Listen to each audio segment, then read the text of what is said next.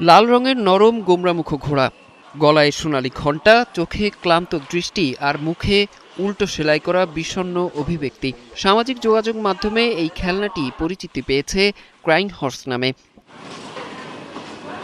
চলতি বছর চীনা রাশিচক্র অনুযায়ী ঘোড়ার বছর। মূলত নতুন বছরের জন্য হাসি মুখের সাজসজ্জা হিসেবেই খেলনাটি তৈরি করা হয়েছিল, কিন্তু কারখানায় এক শ্রমিক ভুল করে মুখ উল্টোভাবে সেলাই করে ফেলেন।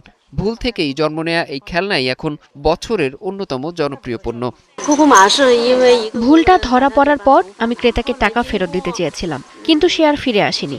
কিছুদিন পর দেখি অনলাইনে এই খেলনার ছবি ছড়িয়ে পড়েছে। এই রসিকতা ছুঁয়ে গেছে তরুণ অফিস কর্মীদের মন।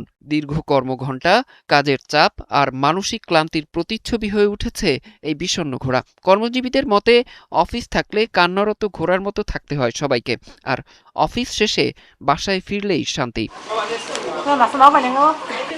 দুপুরের আগেই দোকানের সামনে সাজানো কান্নারত ঘোড়ার সব স্টক বিক্রি হয়ে যায়। কর্মীরা ব্যস্ত হয়ে পড়েন নতুন করে তাক ভরতে। আমরা এটা বিক্রি করতেই থাকবো। এই কান্নারত ঘোড়া আধুনিক কর্মজীবী মানুষের বাস্তবতার সাথে মিলে যায়।